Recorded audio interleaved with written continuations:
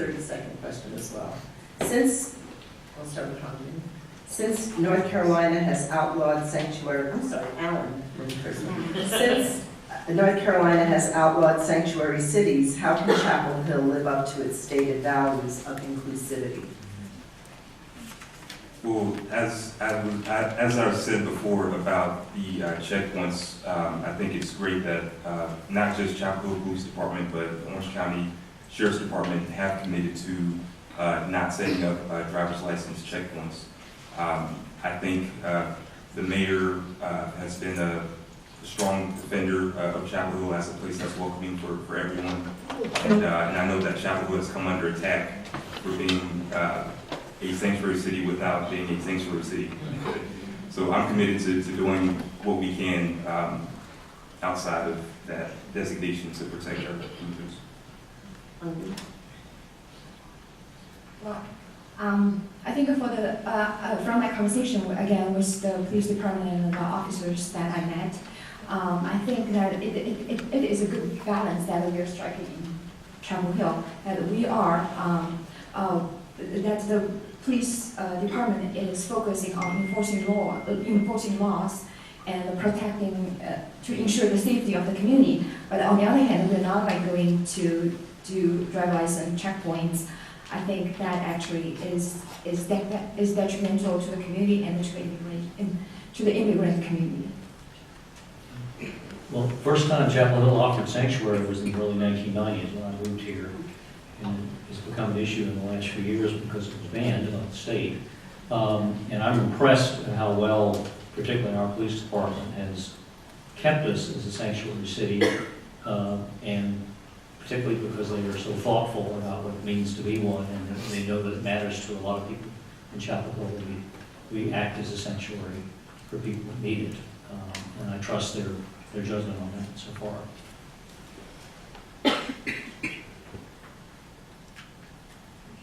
It is very difficult to address this question in 1 minute or 30 seconds because in Chapel Hill we are trying to break the spirit of the law without breaking the letter of the law. So we're trying to stay within the lines but do what we need to do. And the more we talk about it, the more the legislature bullies us. So a law that we're trying to do under the radar, and I hope that the community will continue to support it. I agree. I love that Chapel Hill is getting, hopefully under the radar, but still reputation for being a place where you don't have to worry about those driver's license checkpoints, where you can be safer than other places. Part of that means doing other things outside of legal things that we can do to make sure that we're building a community where people who are refugees, who are not legal citizens, feel safe. There are a lot of things that we can do, but I have a red sign, so I can't tell you all about it. I agree with my colleagues. It's really impressive how much I think our town has been able to do given the really difficult environment in which we have to legislate given the state's unfortunate policies. And one thing we can do is try and change our state leadership in 2018. And aside from that, I agree, keeping our schools and town spaces as safe spaces, not having checkpoints, all of those things are really important to continue as well. We have a number of questions from the audience and a couple more that were submitted. But I'm going to go to one of the questions from the audience first. What are your ideas about how the town can address increasing traffic congestion on 15501?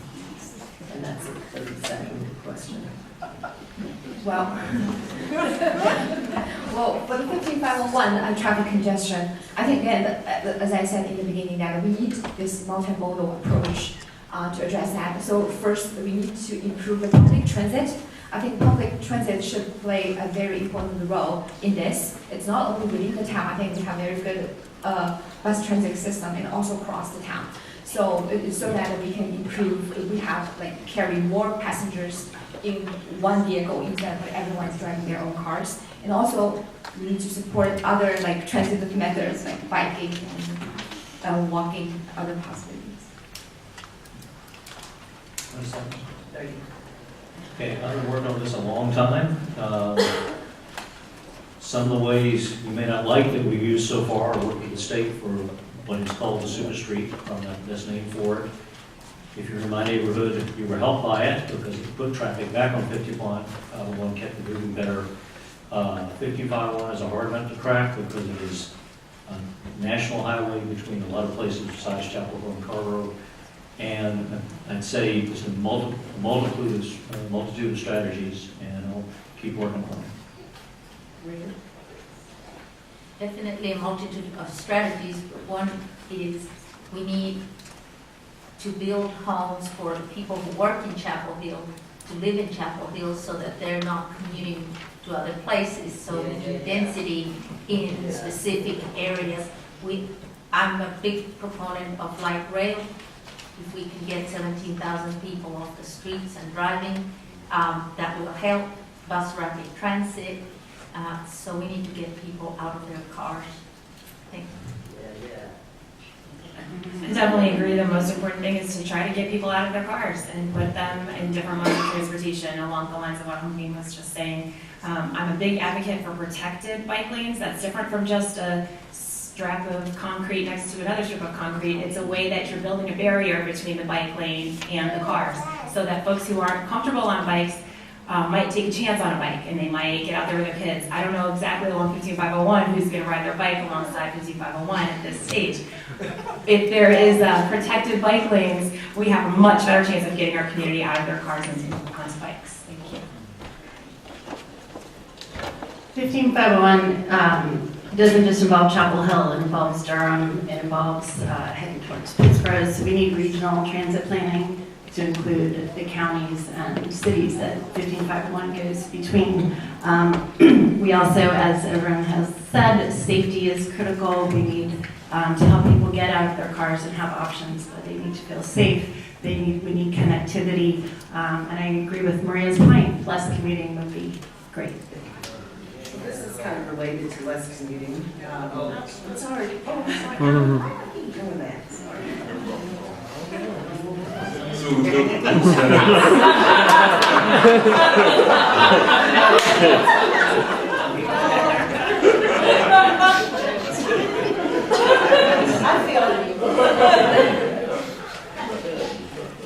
So those that know me, that have known me since I was a child, my main mode of transportation was a bike. I biked to middle school, I biked to high school, I biked when I was in law school.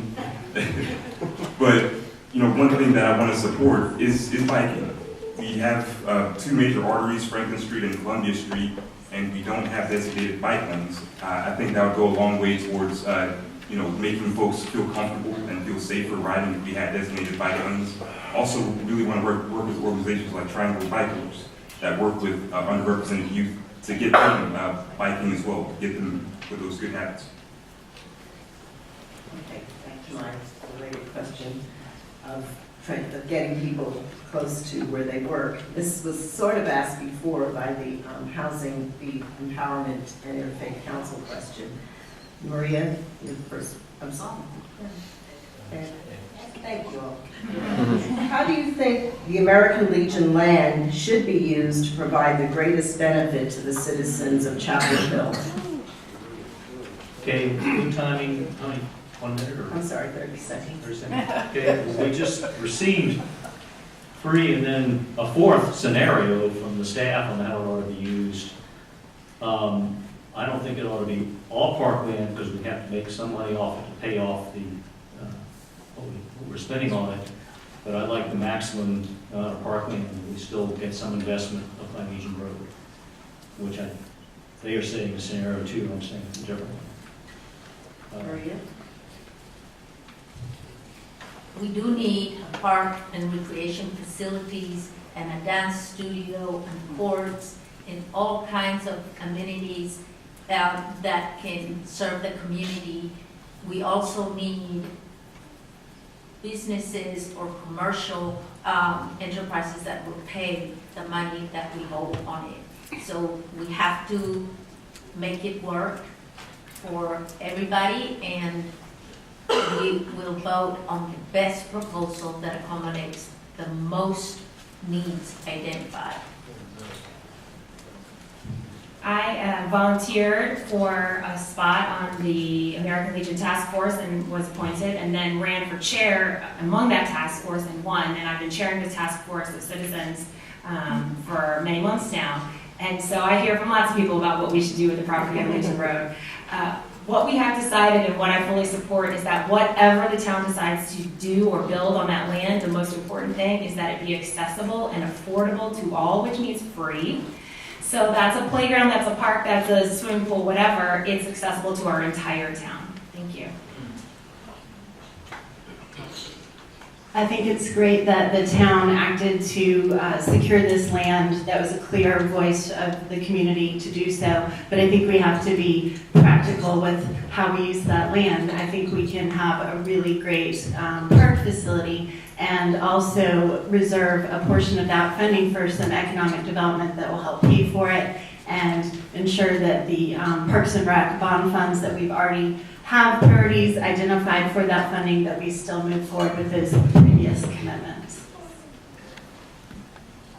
We definitely need to maximize that property, and I would certainly be open to having it serve multiple functions. Having a green space there, having some affordable housing, and having some commercial to help pay that land off. And more generally, one of the things that I really want to look closely at is looking at the town-owned surplus properties that we have, and looking at that for potential for building affordable housing. So, but of course, the touchstone is going to be the public. I want to hear public input on it too. Well, as far as I know, that American Legion will probably present a very rare opportunity that in this town, given that how precious lands are in this community. So I hope that we're going to using this opportunity to really create something that's last and that will benefit everyone in this town.